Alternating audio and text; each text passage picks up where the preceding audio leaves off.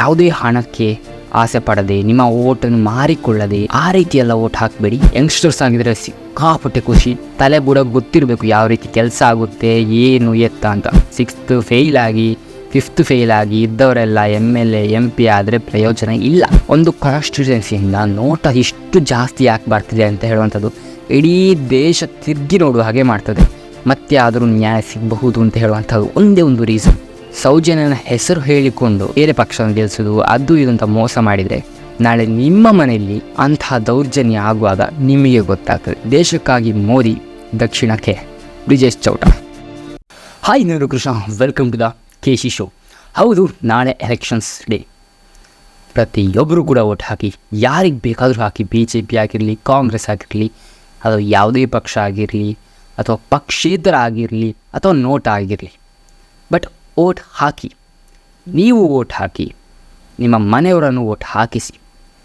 Okay, ಪ್ರತಿಯೊಬ್ಬರು vote ಹಾಕಿದಾಗಲೇ ನಿಜವಾದ ಒಂದು ಪವರ್ ಗೊತ್ತಾಗೋದು. ನಮ್ಮ ದೇಶದ ನಾಯಕ ಅಥವಾ ನಿಮ್ಮ ಕಾನ್ಸ್ಟಿಟ್ಯೂನ್ಸಿಯ ನಾಯಕನವನು ರೈಟ್ ಪರ್ಸನನ್ನು ಚೂಸ್ ಮಾಡುವುದು ನಿಜವಾಗಲೂ ಇಂಪಾರ್ಟೆಂಟ್. ಓಕೆ, ಯಾವುದೇ ಹಣಕ್ಕೆ ಆಸೆ ಪಡದೆ, ನಿಮ್ಮ ಓಟನ್ನು ಮಾರಿಕೊಳ್ಳದೆ ಆ ರೀತಿಯೆಲ್ಲ ಓಟ್ ಹಾಕಬೇಡಿ.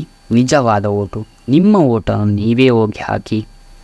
ನಿಮ್ಮ ಮನಸಾರೆ ಏನು ಹೇಳ್ತೀರಾ, ಇದು ಕೇಳ್ತೀರಾ, ಯಾರಿಗೆ ಓಟ್ ಹಾಕಬೇಕು, ಯಾರನ್ನು ಗೆಲ್ಲಿಸಬೇಕು ಅಂತ ಏನಿದೆ ನೀವು ಗೆಲ್ಲಿಸಿ ಅಷ್ಟೇ. ಇದು ನಾರ್ಮಲಾಗಿ ನಾನು ಹೇಳಬೇಕಿತ್ತು ಎಲ್ಲರಿಗೂ.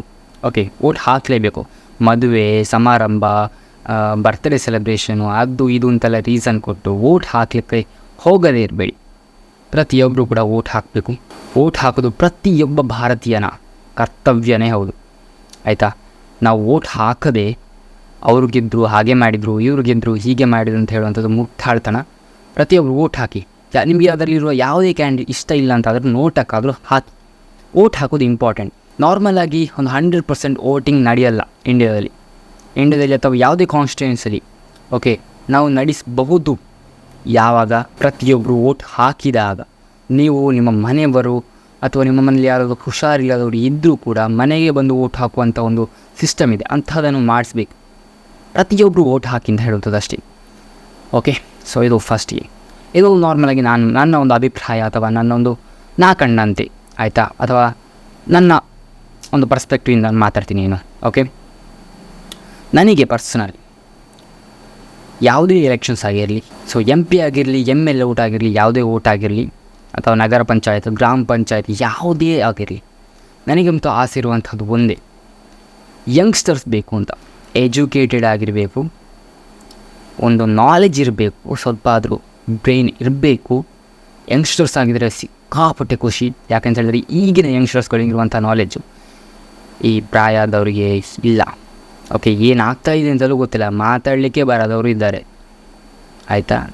ಅಂತ ಯಾವುದೇ ಪಕ್ಷ ಆಗಿರಲಿ, ನಾನು ಪಕ್ಷದ ಬಗ್ಗೆ ಮಾತಾಡ್ತಾರೆ, ಯಾವುದೇ ಪಕ್ಷ ಆಗಿರಲಿ, BJP ಆಗಿರಲಿ, ಕಾಂಗ್ರೆಸ್ ಆಗಿರಲಿ, JDS ಆಗಿರಲಿ, ಯಾವುದೇ ಪಕ್ಷ ಆಗಿರಲಿ ಅಥವಾ ಪಕ್ಷೇತರನೇ ಆಗಿರಲಿ, ಒಂದು ಸ್ವಲ್ಪ ಆದರೂ ಎಜುಕೇಷನ್ ಬೇಕು. ತಲೆ ಬುಡ ಗೊತ್ತಿರಬೇಕು ಯಾವ ರೀತಿ ಕೆಲಸ ಆಗುತ್ತೆ, ಏನು ಎತ್ತ ಅಂತ. ಲೈಕ್ ನಾನು ಪಕ್ಷದ ಬಿಟ್ಟು ಮಾತಾಡ್ತೀನಿ ಇವಾಗ. ಯಂಗ್ಸ್ಟರ್ಸ್ ಹೇಳಿದರೆ ತೇಜಸ್ವಿ ಸೂರ್ಯ ನಾನು ಸಿಕ್ಕಾಪಟ್ಟೆ ಅಡ್ಮೈರ್ ಮಾಡ್ತೀನಿ. ಓಕೆ, ಸಿಕ್ಕಾಪಟ್ಟೆ ನಾನು ಫ್ಯಾನ್ ಅವ್ರದ್ದು, ಸಿಕ್ಕಾಪಟ್ಟೆ. ಯಂಗ್ಸ್ಟರ್ಸ್ ಹೇಳಿದ್ರೆ ಆ ಥರ ಇರಬೇಕು. ಆ್ಯಕ್ಚುಲಿ ನಿಖಿಲ್ ಕುಮಾರಸ್ವಾಮಿ ಏನು ಅಷ್ಟು ದೊಡ್ಡ ಫ್ಯಾಮಿಲಿಯಿಂದ ಬರುವಂಥವ್ರು ಏನೂ ಇಲ್ಲ. ಅಂದರೆ ಯಂಗ್ಸ್ಟರ್ಸ್ ಹೇಳಿದ್ರೆ ಈ ಥರ ಇರಬೇಕು ತೇಜಸ್ವಿ ಸೂರ್ಯ ಅಂತ, ಆಯಿತಾ. ಈ ಎಜುಕೇಷನ್ ಇಲ್ಲದೆ ಸುಮ್ಮನೆ 10th ಪಾಸ್ ಆಗಿ ಅಥವಾ 6th ಫೇಲ್ ಆಗಿ 5th ಫೇಲ್ ಆಗಿ ಇದ್ದವರೆಲ್ಲ MLA MP ಆದರೆ ಪ್ರಯೋಜನ ಇಲ್ಲ. ಉದ್ಧಾರ, ನಮ್ಮ ದೇಶ ಉದ್ಧಾರ, ನಮ್ಮ ಕರ್ನಾಟಕ ಉದ್ಧಾರ, ಆ ಥರ.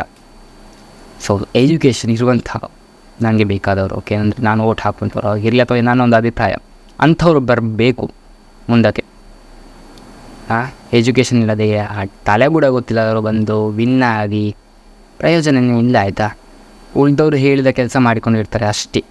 ಒಂದು ಸಮಾಜಕ್ಕೆ ಏನು ಬೇಕು ಅದೆಲ್ಲ ಏನು ಗೊತ್ತಿರಲ್ಲ. ABCD ಓದಲಿಕ್ಕೆ ಗೊತ್ತಿರಲ್ಲ, A ಕೂಡ ಓದಲಿಕ್ಕೆ ಗೊತ್ತಿರಲ್ಲ. ಅಂಥವ್ರನ್ನೆಲ್ಲ ನಾವು ಏನು ಹೇಗೆ ಮಾಡೋದು MP MLA ಅದು ಇದು ಅಂತ. ಸೊ ಒಂದಾರೆ ಯಂಗ್ಸ್ಟರ್ಸ್ ಬೇಕು.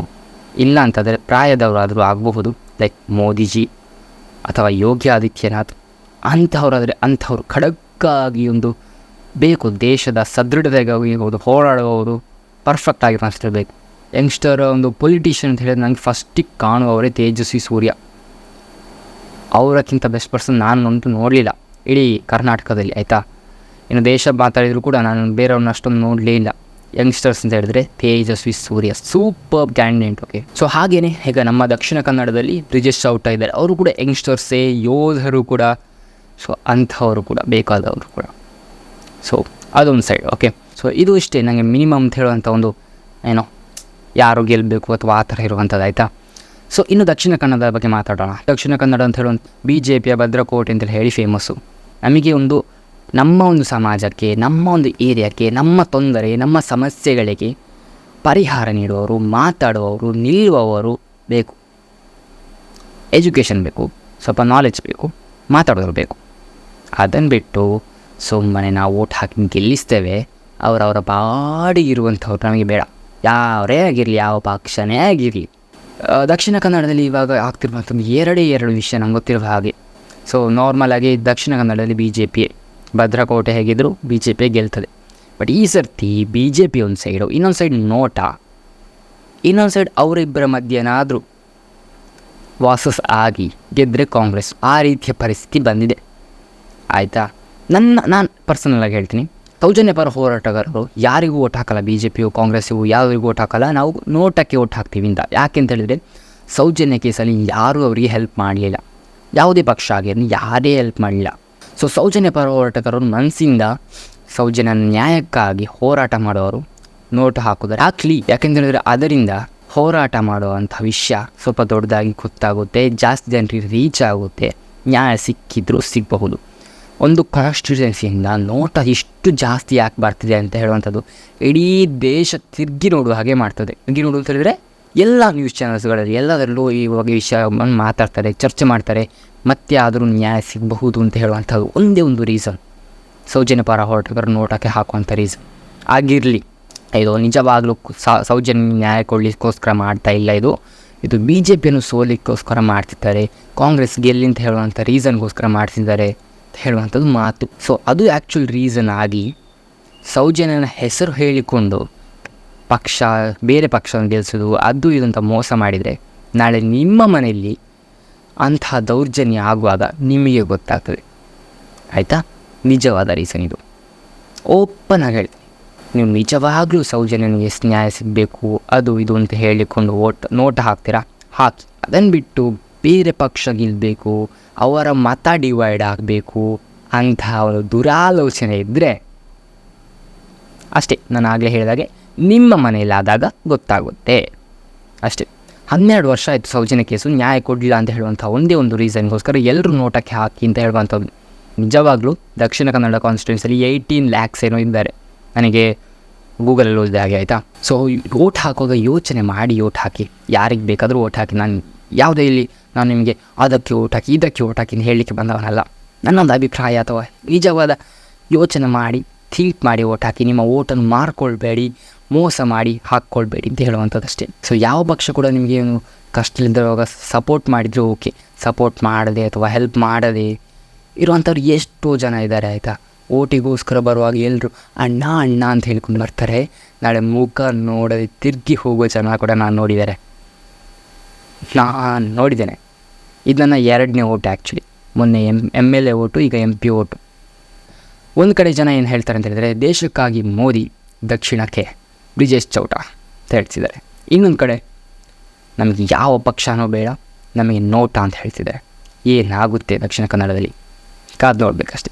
ಓಟ್ ಹಾಕುವಾಗ ಯಾವುದೇ ಪಕ್ಷ ಆಗಿರಲಿ ಏನೇ ಇರಲಿ ನೀವು ನೋಡ್ಕೊಳ್ಳಿ. ಈಗ ಕಾಂಗ್ರೆಸ್ ಬಗ್ಗೆ ಮಾತಾಡ್ತೀನಿ, ಜಸ್ಟ್ ಹೇಳ್ತೀನಿ. ಅವರು ರಾಮ ಮಂದಿರ ಮಾಡುವಾಗ ಫುಲ್ ಉಲ್ಟಾ ಮಾತಾಡಿದರು. ನಾನು ಅಂತ ಅಲ್ಲಿ ರಾಮ ಮಂದಿರ ಕಟ್ಟಿದ್ರು, ಇಲ್ಲಿ ಕಟ್ಬೋದು ಹೇಳ್ತಾರೆ. ಮತ್ತು ಕೆಲವೊಂದು ವಿಷಯಗಳಿಗೆ ನ್ಯಾಯನೇ ಕೊಡೋದಿಲ್ಲ, ಏನೂ ಇಲ್ಲ, ಸುಮ್ಮನೆ ಏನು ನಾವು ಪ್ರಿಂಟ್ ಮಾಡಿ ಕೊಡಬೇಕಂತ ಸಿದ್ದರಾಮಯ್ಯ ಹೇಳ್ತಾರೆ. 5 ಗ್ಯಾರಂಟಿ ಹೇಳ್ತಾರೆ, ಲಾಸ್ಟ್ಗೆ ಪ್ರಿಂಟ್ ಮಾಡಲಿಕ್ಕೆ ನಮ್ಗೆ ನೋಟ್ ಇದೆಯಾ ಅಂತ ಕೇಳ್ತಾರೆ. ಈಗ ಕೂಡ ಹಾಗೆ ರಾಹುಲ್ ಗಾಂಧಿ ಅಂದರೆ ಮೇಲ್ಗಡೆಯಿಂದ 1 ಲಕ್ಷ ಕೊಡ್ತಾರೆ ಅದು ಇದು ಅಂತ ಸುಮ್ಮನೆ ಆಸೆ. ಆಯಿತಾ. ಪ್ರತಿಯೊಂದು ಪಕ್ಷದವರು ಮಾಡೋದು ಹಾಗೆಯೇ, ಸುಮ್ಮನೆ ಆಸೆ ತೋರಿಸೋದು ಅಷ್ಟೇ. BJPಯವರೇನು ಒಳ್ಳೆಯವರು ಅಂತ ನಾನು ಹೇಳ್ತಾ ಇಲ್ಲ, BJPಯಲ್ಲೂ ಇದ್ದಾರೆ. ಈಗ ಲಾಸ್ಟ್ MP ನಳಿನ್ ಕುಮಾರ್ ಕಟೀಲ್ ಏನು ಹೇಳಬೇಕು, ನಾನು ಹೇಳೋಲ್ಲ, ನೀವೇ ಹೇಳಬೇಕು. ಆಯಿತಾ. ಸೊ ಯೋಚನೆ ಮಾಡಿ ನೀವು ಓಟ್ ಹಾಕಿ, BJP ಆಗಿರಲಿ, ಕಾಂಗ್ರೆಸ್ ಆಗಿರಲಿ ಅಥವಾ ನೋಟ್ ಹಾಕಿರಲಿ, ಯೋಚನೆ ಮಾಡಿ ಓಟ್ ಹಾಕಿ ಅಂತ ಹೇಳ್ತೀನಿ. ಸೊ ನನ್ನೊಂದು ಆಸೆ ದೇಶಕ್ಕಾಗಿ ಮೋದಿ ಅಂತಲೇ. ಆಯಿತಾ. ಅಲ್ಲಿ ಮೋದಿ ಅಂದ್ಬಿಟ್ಟು ಬೇರೆ ಯಾರನ್ನು ನೋಡಲಿಕ್ಕೆ ಆಗ್ತಾಯಿಲ್ಲ ನನಗೆ. ಮೇ ಬಿ ಯೋಗಿ ಆದಿತ್ಯನಾಥ್ ಅವ್ರು ನೋಡ್ಬೋದು ಅಷ್ಟೇ.